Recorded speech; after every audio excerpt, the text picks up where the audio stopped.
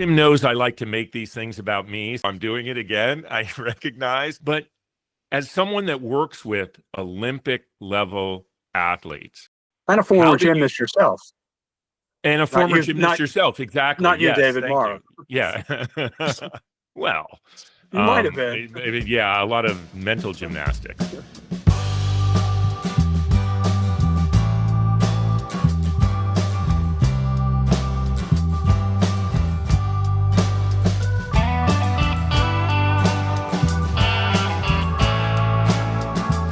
Welcome to Wait What?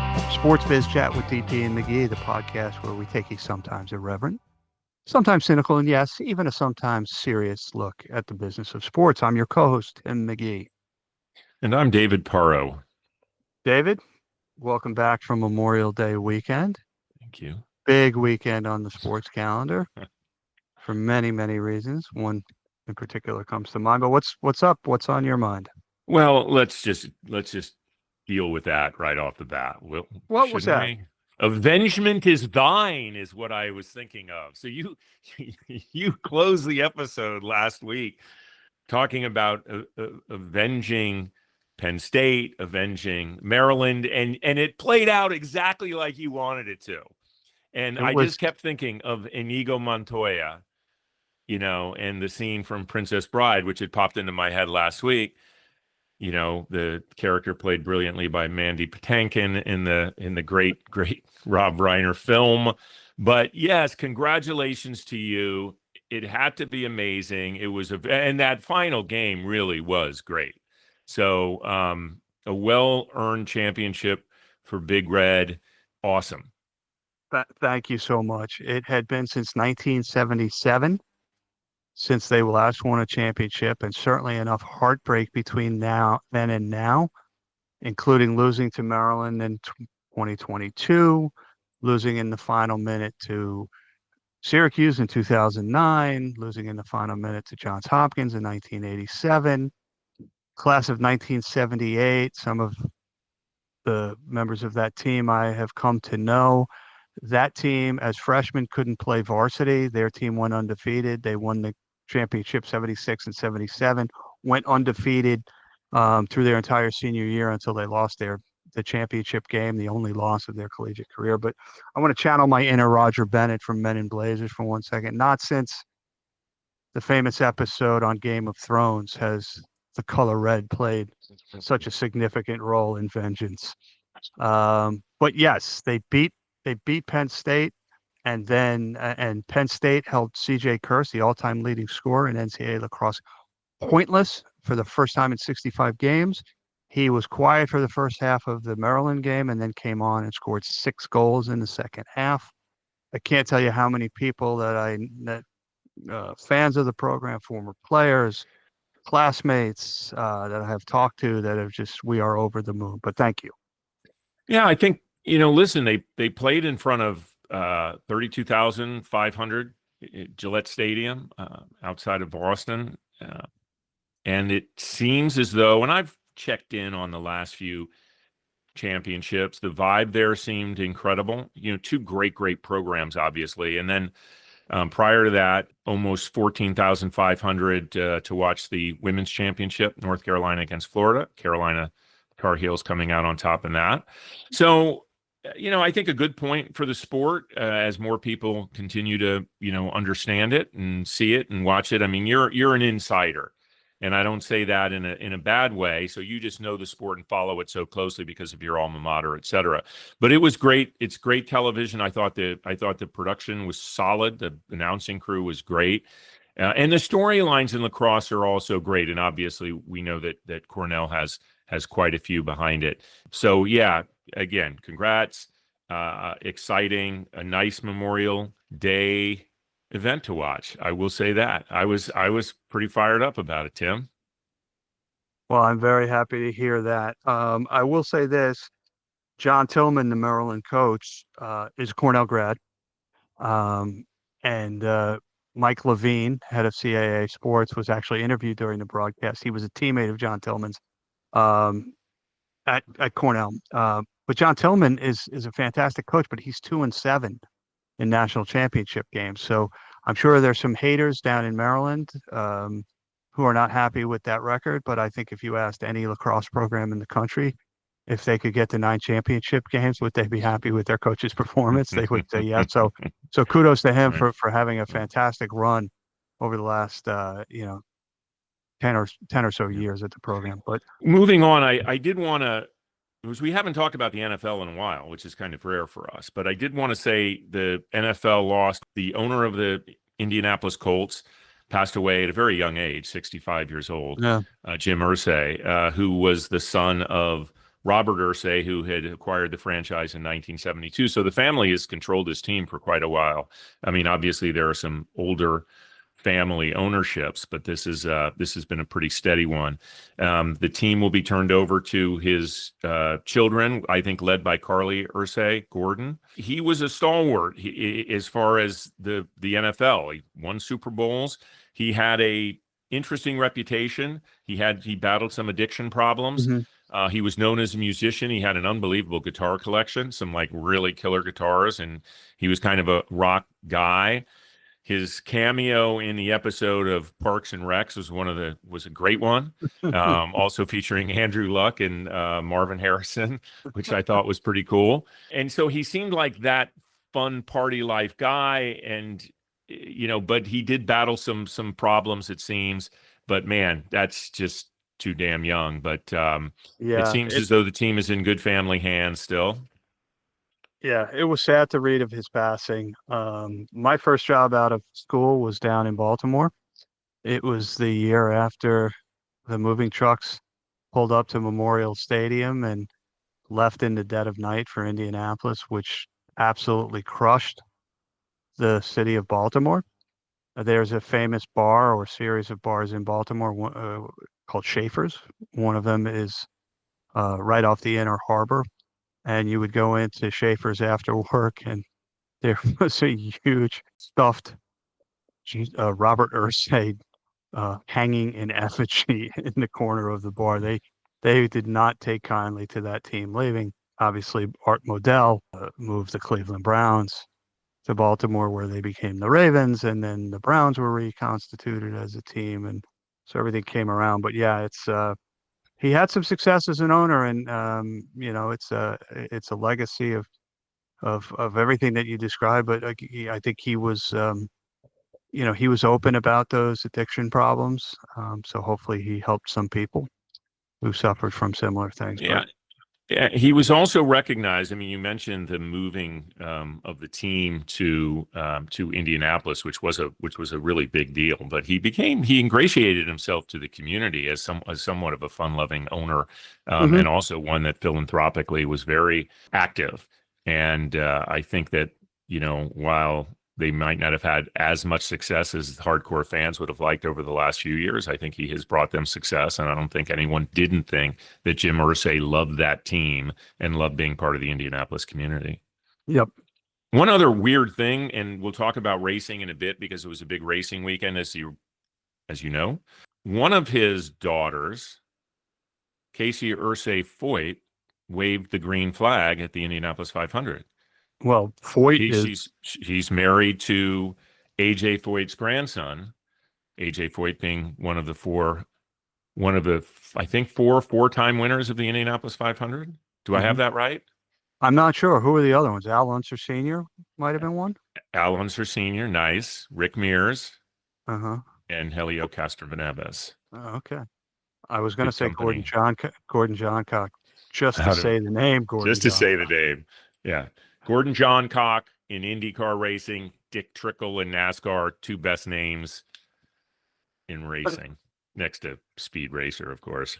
All right, over to you. Well, interesting times in the WNBA. Caitlin Clark, who has not missed a game since high school, and I don't believe she missed any games in high school either, is out for an estimated 4 weeks with a quad injury.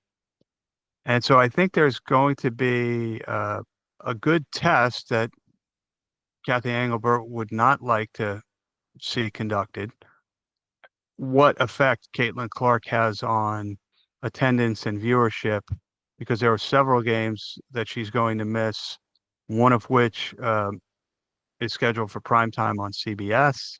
The get-in price on some of the games have already dropped precipitously since her injury. So it'll be very curious to see how her absence impacts attendance and viewership. I will say the one person who might be happy, and I'm saying it facetiously, is Caitlin Clark's agent, because I think what we will see is that this will demonstrate the impact she has on the league. Yeah, she is a significant part of everything that the WNBA is doing. Certainly there are big names, and I think Paige Beckers has brought some, additional excitement, of course. But, this is where the league really has to make sure that they're marketing all the other stars, marketing the teams. But yeah, I do suspect that it will have its impact. There's no doubt, because, when you mentioned Caitlin's agent, I mean, she is everywhere right now. She's everywhere. In terms of she's everywhere, like the new Mission Impossible movie is everywhere, which is like, I don't know how many tie-ins a new movie can have brand wise, but Tom Cruise doing things that someone his age probably shouldn't be doing, but amazingly he's still doing them, seems to be connected with everything. She's like that. She's everywhere. She almost runs the risk of overexposure. Yeah. I would think I think she and her agent, I think, will probably start to pare back a little bit on the things. But, listen, you and I are old enough to remember when Michael Jordan came into the league 40 years ago. People forget he did Gatorade, he did Upper Deck, he did Hanes underwear. Obviously, he did Nike. He did McDonald's. He did McDonald's. He did Ballpark Franks, which I could never understand how he could do both of those, but he did. I mean, he was everywhere. He was ubiquitous in his endorsement deals. Rayovac batteries. Wait, what? You remember Rayovac batteries? This is my business, Nice. David. This Yeah. is my business. It's just not what I do. It's who I am. Rayovac batteries. I'm trying to think of what the creative was around that, but it's not coming to mind. I have to say. But we're gonna look it up on our YouTube version. I will have a point of purchase display of Michael in a Rayovac ad. Very similar, right? Start the career, make the money now, and we'll see what happens. The only thing that matters is does the commercial endeavor hurt her on-court performance? And if that slips, then people won't forgive it. But I don't anticipate that being the case with someone like Caitlin Clark. Well, let's go back to statistics 101. Correlation does not imply causation. It doesn't matter. That's what the fans would think. Yeah, that's right. Perception becomes reality. But you're right. The immediate thought will be, well, she's not focused on her game. If her game should slip. So remember when the Bears won the Super Bowl and Ditka started doing every commercial? Mm-hmm.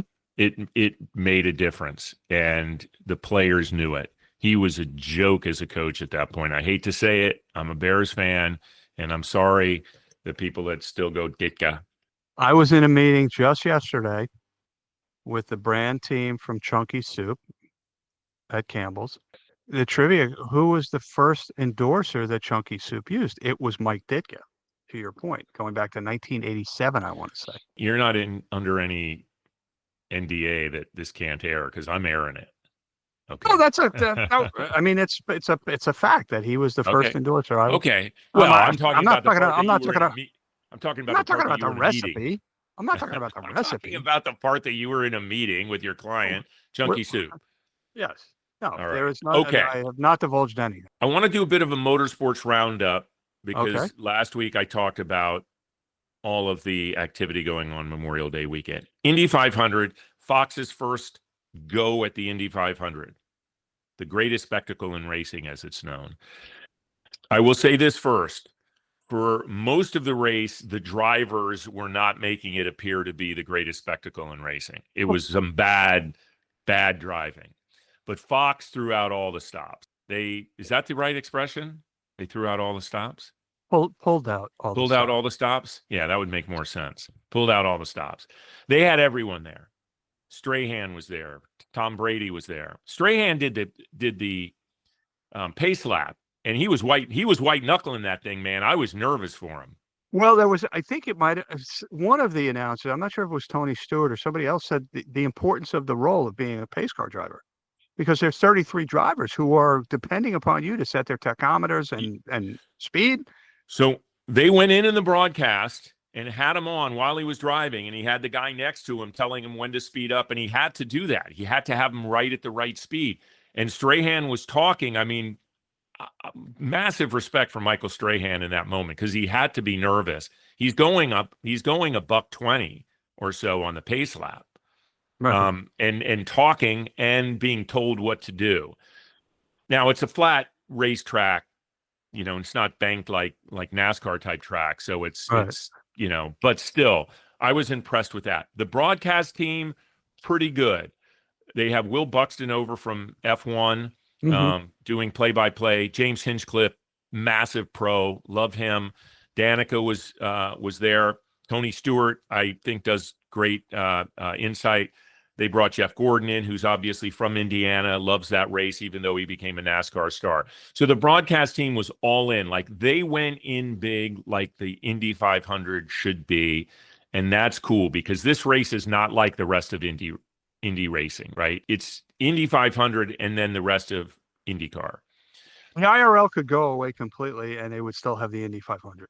I think so. And that's cool. And there's nothing wrong with that. I'm not knocking it. Daytona 500, the first race of the NASCAR season, is the big one there, but it's even a little different. F1 doesn't have that race. Sure, Monaco is bigger and more famous than a lot of races, but it's another race, and they don't necessarily do anything special other than the locations it's in.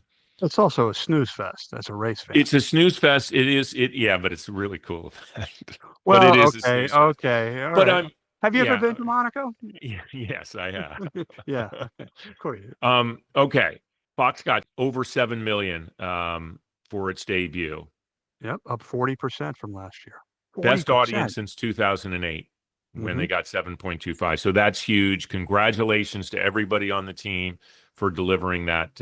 And it was also a sellout for the first time in several years. I want to say 2017 or 2018. Yes. So that they were able to broadcast it locally, which is great for Indiana folks. And that certainly, I think, helped the overall viewership numbers, because there are race fans throughout that area and throughout that DMA that are going to want to watch the race that aren't going. Yeah, 350,000 on site. It was quite the spectacle. Roger Penske got up and actually spoke before it. And I don't know if that was a bit of a reaction. And it's he owns it all now. Right. So I don't know if that was somewhat of a reaction to the scandal that we talked about last week, that he wanted to have the public face that he was there. But it was a smart move and a good move.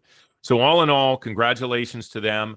F1 actually did get a pretty good number out of Monaco, because that's where they were this past week. They set, I think, the third largest U.S. audience ever for a Grand Prix, but the number obviously paled in comparison overall. 2.3 million viewers tuned in to the race-only portion of that event. I have not seen what NASCAR did in its first Amazon Prime Video broadcast of the Coke 600 from Charlotte, which was the evening night race that capped off the tremendous Memorial Day weekend race slate for Sunday. But I have heard that the production was reviewed very well. The broadcast seemed to get pretty good, some thumbs up from people on the media side. I tuned in a bit of it. It looked quite good.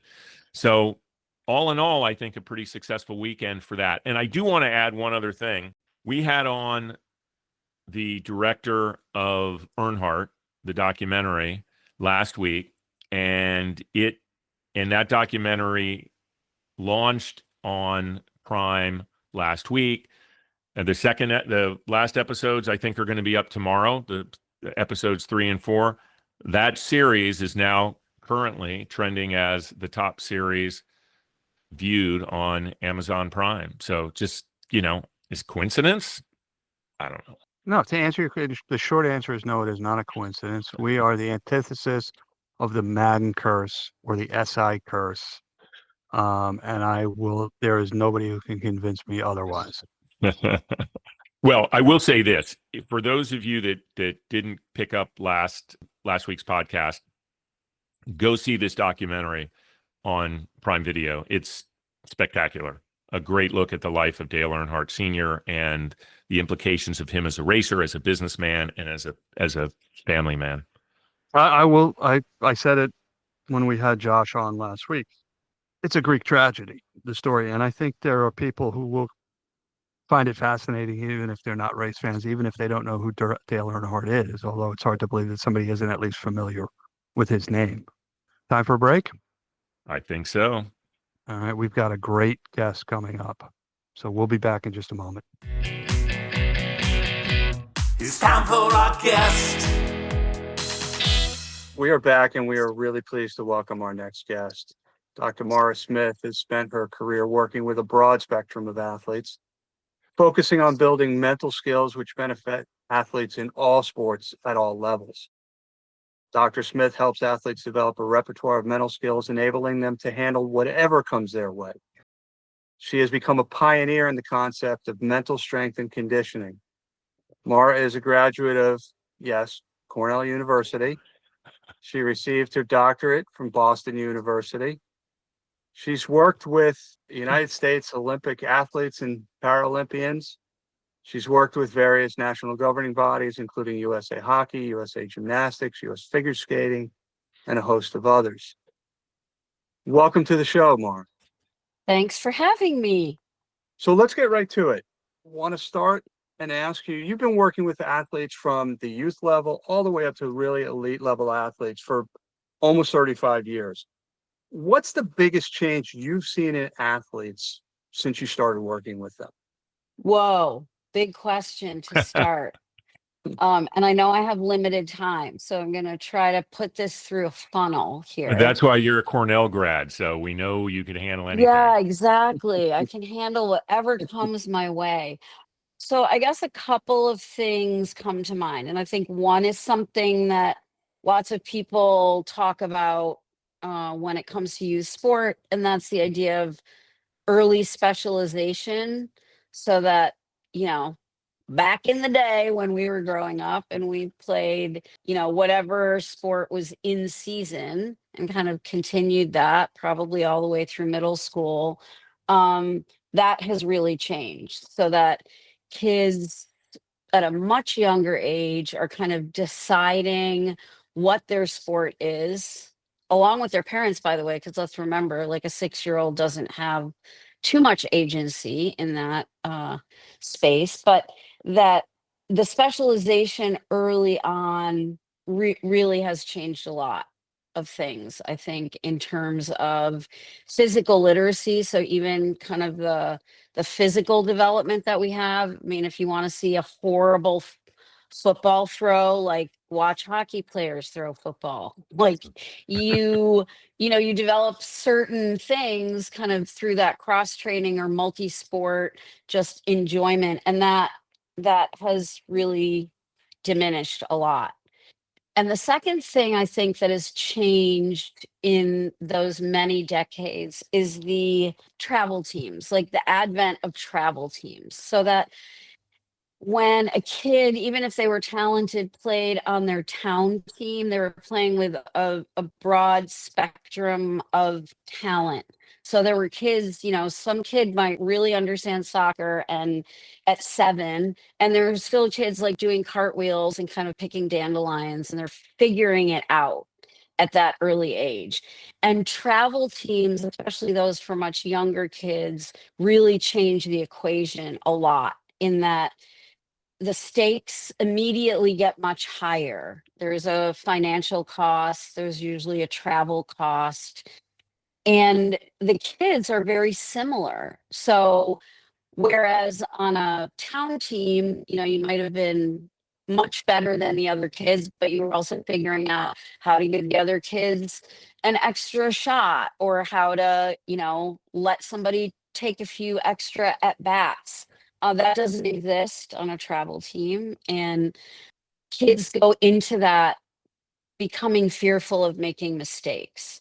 So the biggest growth in sport happens when kids play to try new things and take risks and see what they can do. And I think when you get in a early high stakes situation, no matter what, it feels it's a lot. And just by nature of the way those environmental structures are set up, kids start to play to not make mistakes and be fearful, as opposed to like trying something cool and seeing if it works. I have a quick follow-up question for you. You and I have had this conversation before. You are a big proponent of unstructured play, and I think we all grew up around the time where we went out to the schoolyard and we kicked a soccer ball around or threw a football around or played softball, baseball, whatever it is. What is the benefits to, and you don't see that very much. You go by any schoolyard today and very rarely will you see unstructured play. What are the benefits to kids of unstructured play? I think this is fascinating. I mean, so you could, I could reflect that back to you, and I'm sure that you both have your thoughts on it. But I mean, it's where kids learn boundaries. It's figuring out kind of what is too much and what's not enough. It's being able to make decisions on your own without adults. I mean, it's amazing that kids used to just pick their own teams. And yes, there was always somebody that was picked last, but guess what? They didn't have instruction, they didn't have direction. Like, they figured it out because they wanted to play. And I think that's the biggest issue, is that parents are there's an over insertion on every level. And by the way, the younger the kids get, the more, that kind of has to be. But with that sandlot play, that like unstructured play that you're talking about, I mean, that really belonged to kids. And so I think that's the biggest difference. And it taught them, because they always wanted to play. So stuff happened and someone was being a jerk, and they put the kid in their place because they wanted to play.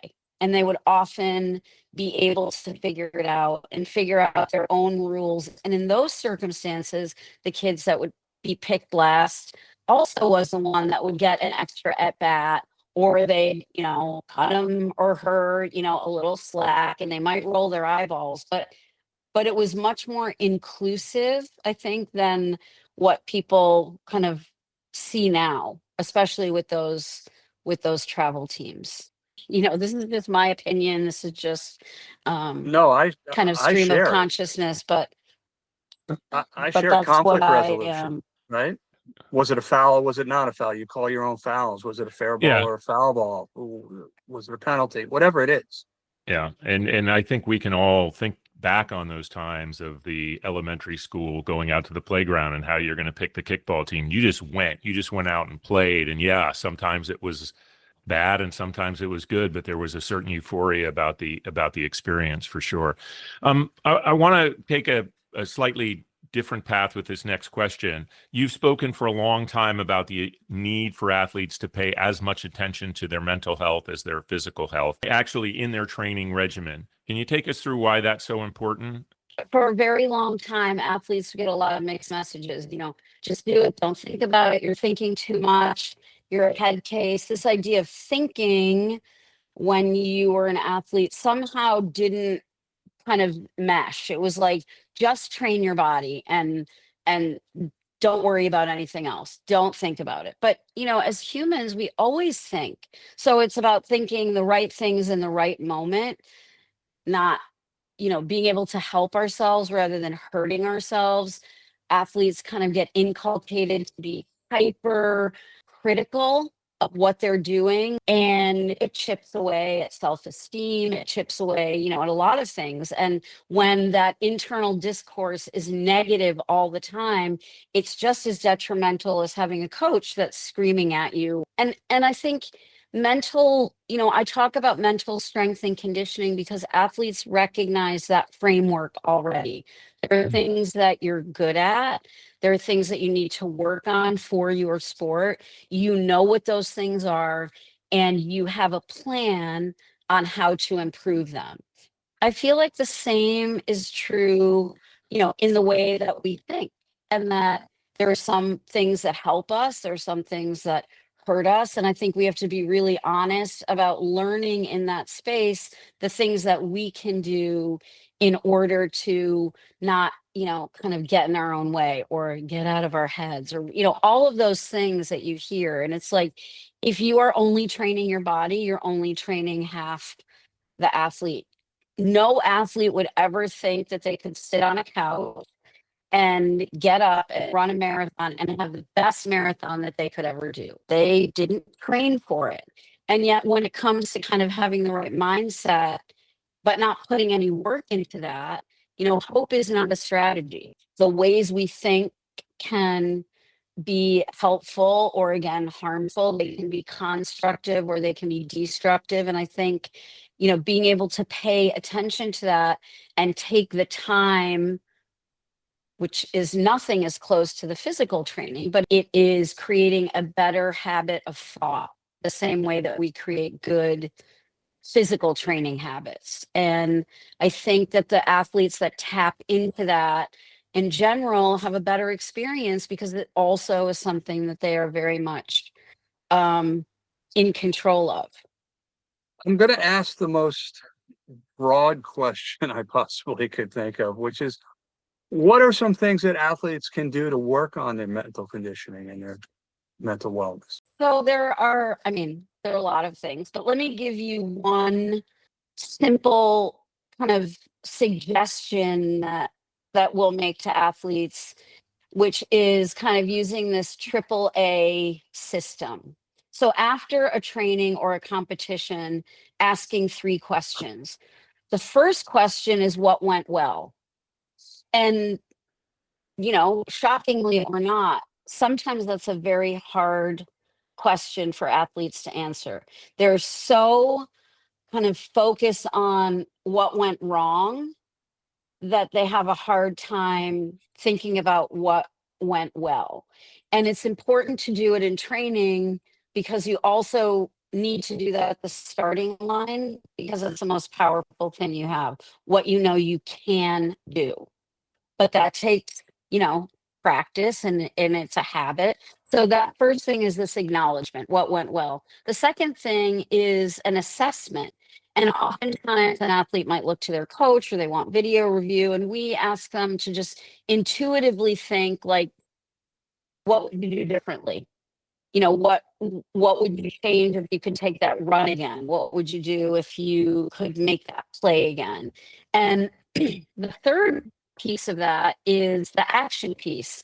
How would you try to do that?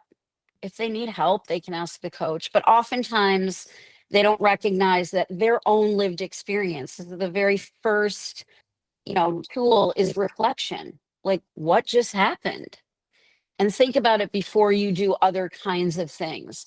And, just like in sport, kind of sometimes getting back to basics, people want to hyper focus on like some tiny granular, very, very specific thing. Making sure that you recognize that positive self-talk is, and I don't mean like sugarcoating things, but if you can acknowledge what went well, you shouldn't have to feel uncomfortable about that. Oh, I'm being soft. Like, I can't talk about what went well. I have to talk about my mistakes and how to fix them. And, I think goal setting is very, very important. You don't know where you're going if you don't know where you're going. I think setting very realistic expectations, so that where any athlete is at any moment, being very honest about that, and having expectations that are a good fit. Because when the expectations are too far away from reality, that space gets filled with disappointment, anger, sadness, frustration, all of those things. But if we can bring them closer, it actually is a way to move up the trajectory. So when there's that huge gap, it's just constant disappointment, rather than, wow, a success. Now I can move on to the next thing and feel good about it. I had a question that has been on my mind for a while. Before Tim and I connected on this podcast, I was actually doing another podcast. It was really bad. It wasn't good, but it was like a test for this. Anyway, long way to get to what I'm about to say. Right before the Tokyo Olympics, one of the things we did was pick what is going to be the biggest story out of those games. And I said Simone Biles is going to be the biggest story, thinking that she was going to capture another medal, become, this unbelievably decorated athlete, and she was going to be a big story. Famously, she pulled herself out of the games and spoke very openly about some of the things she was dealing with. The next episode, we came back, and my co-host was laughing at me saying, how does it feel to have the worst prediction of all time? And I said, I think my prediction stands. I think she was the biggest story coming out of the Olympics. Tim knows I like to make these things about me, so I'm doing it again, I recognize. But as someone that works with Olympic level athletes. And a former gymnast yourself. And a former gymnast yourself, exactly. Not you, yes, David Morrow. Yeah. Well, you might have been. Yeah, a lot of mental gymnastics. How did you feel about that moment? And did you believe that was an important moment in this movement, I suppose, to recognize the importance of wellness and mental health? So great question. I don't work with Simone, so I want to make that clear. The twisties are a real thing, a kinesthetic disconnection that happens in a moment where an athlete does not know, where a gymnast doesn't know where they are. I mean, I guess it can happen in aerial skiing or trampoline or whatever. It is terrifying. And I can't imagine for her, whose amplitude is usually twice what an average gymnast is, what that felt like to not know. And more than the mental health thing, I think it was also a respect for people being able to make decisions for themselves in that moment and be respected and supported in that decision making. And that to me was really the biggest story. And there was a lot, suck it up and just get through it. Like that, it was really always very jarring and infuriating to me to hear those kinds of comments. Like, this is the Olympics. But to be able to take the time and to go to the gym in Tokyo and be by herself and to not know, there were no promises. There was not anything. And for some people, it can resolve in a few days. And I think, we're certain that stress exacerbates those disconnections that happen. And I just feel like her ability to say, no, was actually the biggest story. I feel validated. Yeah. And I'm going to validate you even more, David. We have a tradition. We have a tradition on the show when one of our guests says great question or something to that effect. We give it the person who did not write the question gives a shout out to the person who did write the question. And that was David's question. So kudos to David. And yeah, I feel pretty good about this one, Tim, because you did most of the prep on this. So that was a breakthrough moment for me. Am I allowed to say good question again? You can, but we don't believe that it would be sincere at that point. Yeah, Tim, but you should have waited. Tim's questions are always good. No, all right. You do some consulting to the USOPC. What are some of the specific ways that you work with Team USA athletes on their mental wellness? So I do a little bit less of that, but I'd like to give a plug to the USOPC and the program that they've grown over the last 4 years, which is a very new, deep and wide psychological services program. So starting in 2021, they hired a director to really bring a more robust field of practitioners and people who had experience in some different specialties, some being clinical mental health with athletes, some being mental performance, but a big cadre with the ability for athletes to choose providers that they felt like would be the best fit for them. And that was a very different model. They've created USOPC mental health registry, so that if people don't want to work with someone within the system, they have a whole registry of people outside that have been vetted by the USOPC to be able to work with them.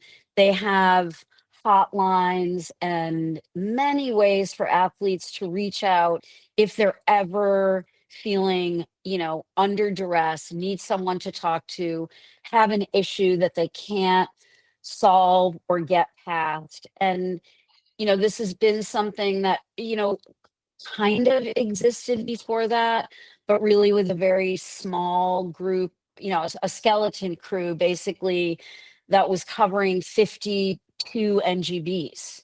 And now there's just this big, robust psychological services program that is building out, education and clinical services and mental performance education and services. I'm really proud to say that the USOPC has worked very hard on and has put a lot of money and invested in. And I think that says a lot for this difference of like, just do it, don't worry about it, don't think about it.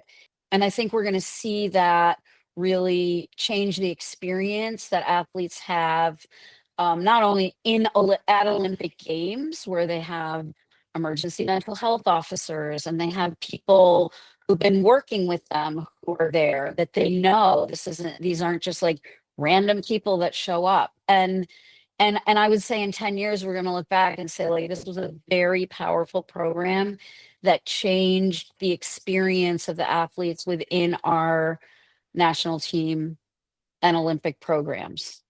I want to follow up a little on that. We're only 8 months out from the next Winter Olympic Games in Milano Cortina.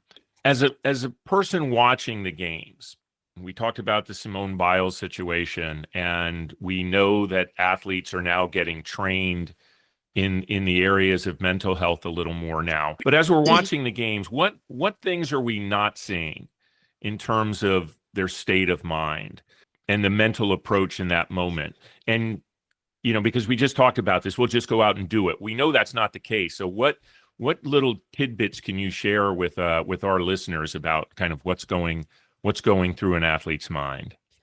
Well, as you can imagine, I mean, the Olympics are very unique, the fact that they happen every 4 years. So it's not a world championship. It's not something that happens every year or every other year. And it's so, I mean, have either of you been to a Winter Olympic Games? Yes. And where were you, Dave? Salt Lake City. Okay. Tim? No, I've been to World Cup events with luge and bobsled, but I've never been to games. So there is this electric, anticipatory, incredible energy. Like, people's feet aren't even on the ground. I mean, it's like wildly special in ways that, other things are not. And I also think Beijing had its own weirdness. We're not going to talk about that, but that we're going somewhere physically beautiful in a winter place. There are 7 different venues that are going to happen in Milan Cortina. So it's a very dispersed, unlike any other games has ever been. Beijing was like isolated because of COVID, but Milan Cortina will be separate because there are 7 separate venues that are quite spread out.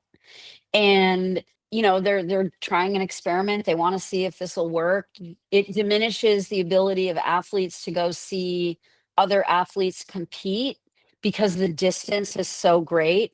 But they've also like pivoted in great ways. So instead of having one opening ceremonies, there will be more than one, so that they don't have to get on a bus and travel for 19 hours there and back.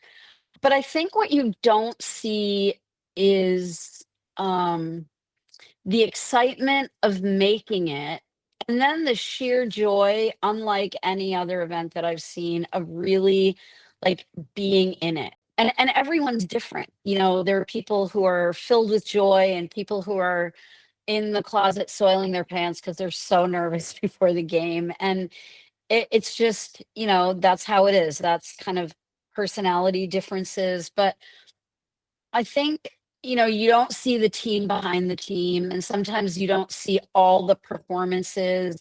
You might see the top finals, but being there and seeing the friendships that are forged, the way that those organically kind of happen in the dining halls, in trading pins or pieces of uniforms, like it really is, it's really a special thing. And I think, competition wise, it's not necessarily helpful to say, like, just imagine that you're at your home track and it's the Olympics.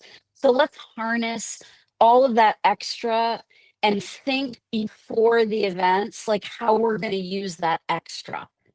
Where would we want to put it? In the last third of the skating routine where you start to feel tired, you're going to feel that extra energy coming from the audience. Or being able to relax on the luge track enough to be in control, but not overly trying to drive your sled. And you think about what that feels like. And I think the veterans do a phenomenal job helping, an athlete who's been to a games before gets paired with an athlete who hasn't. And they just get to like share experiences and little tidbits and pearls of wisdom of like what can be helpful and what to think about before you get there. Many of our teams who compete in World Cups will already be in Europe. So the travel to China was so daunting, and we're not going to have that. There are things that are going to be really so much better in terms of being able to adapt and get ready.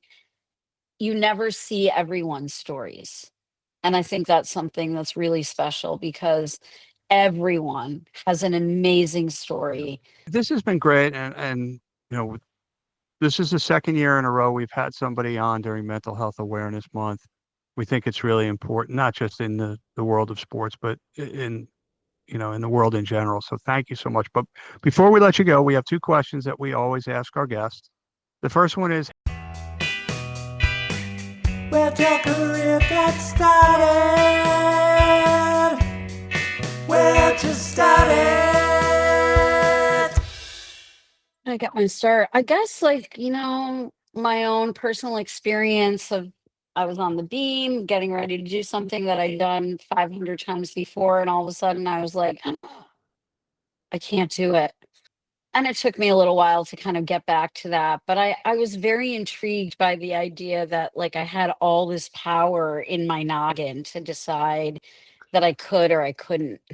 And I just kind of kept being really intrigued by that. And also just paying attention to the different developmental lives that athletes versus non-athletes had, my high school experience, my college experience, like just kind of paying attention and being curious in those ways of what people's lived experience was like as an athlete. And I was all but dissertation for 7 years. I mean, it took me a long time to get through it, but I did, and I'm still pretty proud of that. And we moved to Lake Placid, not for me, but because of my husband's job. He's an orthopedic surgeon. But it just turned out to be such good luck and serendipity because it's really offered so many opportunities to just kind of step in and step out and meet so many incredible athletes and coaches and, people involved in sports that people don't pay attention to, except the Olympics. and the last question, what one piece of advice would you have for somebody who's looking to break into your line of work? Great question. I would say don't get too focused in if you're interested in sports psychology, think about it not through the eyes of someone that's going to work for an Olympic or a professional team, but someone who might work at a Boys and Girls Club or a YMCA or something that helps anyone who wants to do something better the next time be able to look at ways in which they can do that. And I also just want to say for Mental Health Awareness Month, check in on your people, check in with yourself when something becomes too difficult. There are people, there are places, there are texts and hotlines, and there are lots of ways to help remember that you are not alone and that there are people to help and support, and just be honest and don't try to push through things that just feel too big. Yeah, thank you for that. We may not be able to go back to the origin of that original question since it is asked of everyone, but I'm assuming it was probably Tim when we templatized this. Stop. Mara, we can't thank you enough. I think our listeners are really going to enjoy your insights. They're going to learn a lot for sure, because I know I did. We're really happy that you joined us. It's always that fun to have a friend on the show. Well, I appreciate you asking, and thanks for talking about something that's so, interesting and big and young and continuing to develop, and, just watch what happens, because I think it's going to get more and more exciting. Thank you.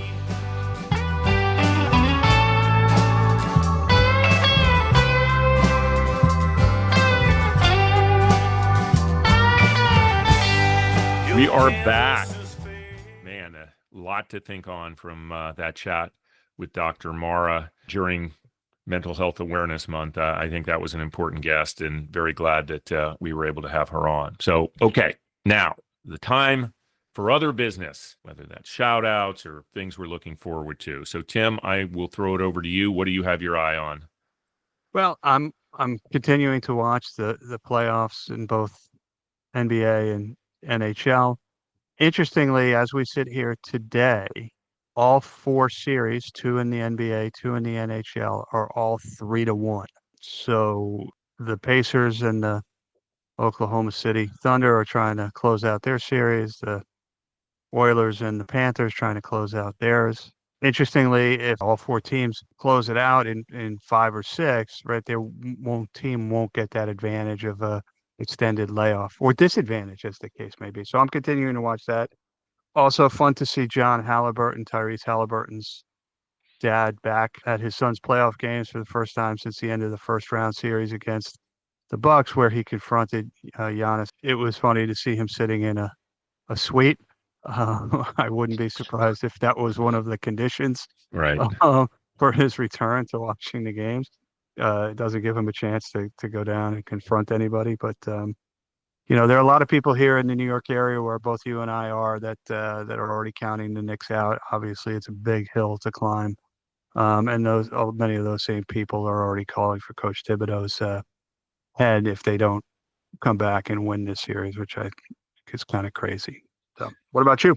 Yeah, despite it being 3-1 now, I think this series has been great. These games have been tremendous, very, very close. The teams are fighting hard. And this Pacers team is really good, by the way. We joked a little about whether or not Tyrese Halliburton was overrated last week, because apparently he was voted that. You mentioned, I mean, after last night's game, I think if you'd continue to say that, I mean, he was just unbelievable. No turnovers. 15 assists, I think. His court vision is incredible. And whether both these series close out 4-1, we will see. But they've been good series. Now, if this ends up Indiana, OKC in the final, which it could, I think the conventional wisdom would be that it's not going to be a great television viewership number, but we will see. I think the NBA has so many exciting players to watch, but it'll be a little affected by it not being the Knicks. But certainly 2 of the smaller media markets in the league, and the NHL can't be too happy, at least here in the States, if Edmonton prevails and we have a rematch of last year's finals with the Panthers. Again, assuming the Panthers hold serve and can close out the Hurricanes. So one of the other things I have my eye on as a story is the CFP and the changing model. It was reported that the CFP Management Committee voted unanimously recently to go to a straight seating model ranking the 12 teams, even though the top 5 would still get guaranteed, but they would just shift them up and rank them all the way 1 to 12.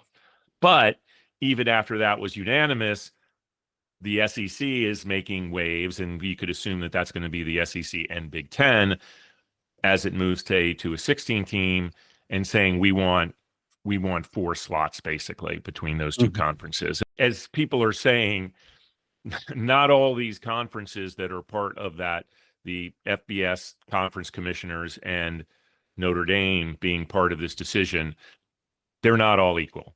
And the SEC and the Big Ten are a little more equal. So it's going to be interesting to see. They have, till the end of the year to make some additional changes. And it's just a story I'm going to be watching. And I just find it interesting that you have a unanimous vote one day and the next day out, a commissioner from the strongest or most powerful conference is saying what they want, which is not exactly the same as what they just voted for. Yeah, I would have been a fly on the wall in those meetings when they voted. All right, Tim, I think we'll bring this one to a close if you're good with that. Yeah, sure. All right. One final thanks to Dr. Maura Smith. She's one impressive Cornell grad, I will say that. Yes, Thank she you is. mostly to all of you for listening, spending some time with us. Remember to follow us on whichever platform you get your podcasts, subscribe to our YouTube channel, and engage with us on LinkedIn, Instagram, and even TikTok. I have a lot of fun with TikTok, I got to tell you, as you, I think, can tell from the comments I make, off recording. But anyway, we very much appreciate all the engagement. So until next time, I'm DP, he's McGee, and we'll talk soon.